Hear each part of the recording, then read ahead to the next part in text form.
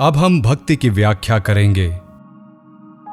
वो भक्ति ईश्वर के प्रति परम प्रेम रूपा है और अमृत स्वरूपा भी है, जिसको पाकर मनुष्य सिद्ध हो जाता है, अमर हो जाता है और तृप्त हो जाता है।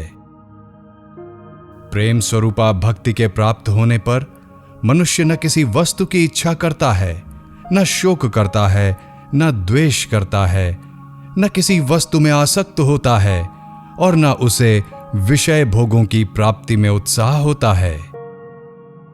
जिसको जानकर ही मनुष्य उन्मत्त हो जाता है, स्तब्ध शांत हो जाता है और आत्माराम बन जाता है। वो प्रेमा भक्ति कामना युक्त नहीं है, क्योंकि वो निरोध स्वरूपा है। लौकिक और वैदिक समस्त कर्मों के त्याग को निरोध कहते हैं। उस प्रियतम भगवान में अनन्यता और उसके प्रतिकूल विषय में उदासीनता को भी निरोध कहते हैं। अपने प्रियतम भगवान को छोड़कर दूसरे आश्रयों के त्याग का नाम अनन्यता है। लौकिक और वैदिक कर्मों में भगवान के अनुकूल कर्म करना ही उसके प्रतिकूल विषयों में उदासीनता है। विधि निषेध से अतीत अलौकिक प्रेम प्राप्त करने का मन में दृढ़ निश्चय हो जाने के बाद भी शास्त्र की रक्षा करनी चाहिए, अर्थात भगवत अनुकूल शास्त्रोक्त कर्म करने चाहिए, नहीं तो गिर जाने की संभावना है। लौकिक कर्मों को भी तब तक यानी ब्रह्म ज्ञान रहने तक विधि पूर्वक करना चाहिए, पर भोजनादि कार्य जब तक शरीर रहेगा तब तक होते रहेंगे। अब नाना मतों के अनुसार उस भक्ति के लक्षण कहते हैं। पराशर नंदन श्री व्यास जी के मतानुसार भगवान की पूजा आदि में अनुराग होना भक्ति है। श्री गर्गाचार्य के मत से भगवान की कथा आदि में अनुराग होना ही भक्ति है। शांडिल्य ऋषि के मत में आत्मरति के अविरोधी विषय में अनुराग होना ही भक्ति है। परंतु देवर्षि नारद हमारे मत में अपने सब कर्मों को भगवान के अर्पण करना और भगवान का थोड़ा सा भी विस्मरण होने में परम व्याकुल होना ही भक्ति है। ठीक ऐसा ही है जैसे व्रज गोपियों की भक्ति। इस अवस्था में भी गोपियों में महात्म्य ज्ञान की विस्मृति का अपवाद नहीं। भगवान को भगवान जाने बिना किया जाने वाला ऐसा प्रेम जारों के प्रेम के समान है। जार के प्रेम में प्रियतम के सुख से सुखी होना नहीं है। प्रेम रूपा भक्ति तो कर्म, ज्ञान और योग से भी श्रेष्ठतर है, क्योंकि वो फल रूपा है। ईश्वर का भी अभिमान से द्वेष भाव है और दैन्य से प्रिय भाव है। भक्ति का साधन ज्ञान ही है। किन्हीं आचार्यों का यह मत है। दूसरे आचार्यों का मत है कि भक्ति और ज्ञान परस्पर एक दूसरे के आश्रित हैं। ब्रह्म कुमारों के अर्थात सनत कुमार आदि और नारद के मत से भक्ति स्वयं फल रूपा है। राजगृह और भोजनादि में ऐसा ही देखा जाता है। न उससे राजा की प्रसन्नता होगी, न क्षुधा मिटेगी। अतएव संसार के बंधन से मुक्त होने की इच्छा रखने वालों को भक्ति ही ग्रहण करनी चाहिए। आचार्यगण उस भक्ति के साधन बतलाते हैं। भक्ति साधन विषय त्याग और संगत त्याग से संपन्न होता है। अखंड भजन से भक्ति का साधन संपन्न होता है। लोक समाज में भी भगवत गुण श्रवण और कीर्तन से भक्ति साधन संपन्न होता है। परंतु प्रेम भक्ति की प्राप्ति का साधन मुख्यतः महापुरुषों की कृपा से अथवा भगवत कृपा के लेश मात्र से होता है। परंतु महापुरुषों का संग दुर्लभ, अगम्य और अमोघ है। भगवान की कृपा से ही महापुरुषों का संग भी मिलता है, क्योंकि भगवान में और उनके भक्तों में भेद का अभाव है। अतएव उस महत् संग की ही साधना करो, उसी की साधना करो। दुस्संग का सर्वथा ही त्याग करना चाहिए, क्योंकि दुस्संग काम, क्रोध, मोह, स्मृति भ्रंश, बुद्धिनाश एवं सर्वनाश का कारण है। ये काम, क्रोधादि पहले तरंग की तरह क्षुद्र आकार में आकर भी दुस्संग से विशाल समुद्र का आकार धारण कर लेते हैं। प्रश्न: दुस्तर माया से कौन तरता है?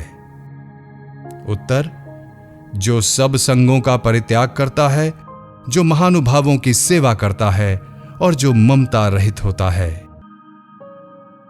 जो निर्जन स्थान में निवास करता है, जो लौकिक बंधनों को तोड़ डालता है, जो तीनों गुणों से परे हो जाता है और जो योग तथा क्षेम का परित्याग कर देता है, जो कर्म फल का त्याग करता है, कर्मों का भी त्याग करता है और तब सब कुछ त्याग कर जो निर्द्वंद्व हो जाता है, जो वेदों का भी भली भांति परित्याग कर देता है और जो अखंड असीम भगवत प्रेम प्राप्त कर लेता है, वो तरता है, वो लोगों को तार देता है। प्रेम का स्वरूप अनिर्वचनीय है, गूंगे के स्वाद की तरह। किसी बिरले योग्य पात्र में, प्रेमी भक्त में ऐसा प्रेम प्रकट भी होता है। ये प्रेम गुण रहित है, कामना रहित है, प्रतिक्षण बढ़ता रहता है, विच्छेद रहित है, सूक्ष्म से भी सूक्ष्मतर है और अनुभव रूप है। इस प्रेम को पाकर प्रेमी इस प्रेम को ही देखता है, प्रेम को ही सुनता है, प्रेम का ही वर्णन करता है और प्रेम का ही चिंतन करता है। गौणी भक्ति गुण भेद से अथवा आर्तादि भेद से 3 प्रकार की होती है। उनमें उत्तर उत्तर क्रम से पूर्व पूर्व क्रम की भक्ति कल्याणकारिणी होती है। अन्य सब की अपेक्षा भक्ति सुलभ है, क्योंकि भक्ति स्वयं प्रमाण रूप है। इसके लिए अन्य प्रमाण की आवश्यकता नहीं है। भक्ति शांति रूपा और परमानंद रूपा है। लोक हानि की चिंता भक्त को नहीं करनी चाहिए, क्योंकि भक्त अपने आप को और लौकिक वैदिक सब प्रकार के कर्मों को भगवान के अर्पण कर चुका है। परंतु जब तक भक्ति में सिद्धि न मिले, तब तक लोक व्यवहार का त्याग नहीं करना चाहिए, किंतु फल त्याग कर निष्काम भाव से उस भक्ति का साधन करना चाहिए। अभिमान, दंभ आदि का त्याग करना चाहिए। सब आचार भगवान के अर्पण कर चुकने पर यदि काम, क्रोध, अभिमान आदि हों, तो उन्हें भी उस भगवान के प्रति ही करना चाहिए। स्वामी, सेवक और सेवा रूपों को भंग कर नित्य दास भक्ति से या नित्य कांता भक्ति से प्रेम ही करना चाहिए, प्रेम ही करना चाहिए। एकांत भक्त ही श्रेष्ठ है। ऐसे अनन्य भक्त कंठावरोध, रोमांच और अश्रुयुक्त नेत्र वाले होकर परस्पर संभाषण करते हुए अपने कुलों को और पृथ्वी को पवित्र करते हैं। ऐसे भक्त तीर्थों को सुतीर्थ, कर्मों को सुकर्म और शास्त्रों को सत्यशास्त्र कर देते हैं, क्योंकि वे तन्मय हैं। ऐसे भक्तों का आविर्भाव देखकर पितृगण प्रमुदित होते हैं, देवता नाचने लगते हैं और ये पृथ्वी सनाथा हो जाती है। उनमें जाति, विद्या, रूप, कुल, धन और क्रिया का भेद नहीं है, क्योंकि भक्त सब भगवान के ही हैं। भक्त को वाद विवाद नहीं करना चाहिए, क्योंकि वाद विवाद में बाहुल्य का अवकाश है और वो अनियत है। प्रेमा भक्ति की प्राप्ति के लिए भक्ति शास्त्र का मनन करते रहना चाहिए और ऐसे कर्म भी करने चाहिए जिनसे भक्ति की वृद्धि हो।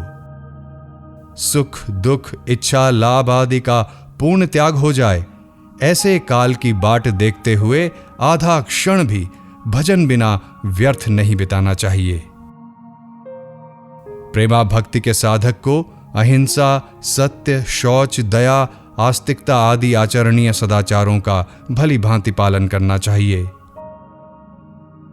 सब समय सर्वभाव से निश्चिंत होकर केवल भगवान का ही भजन करना चाहिए।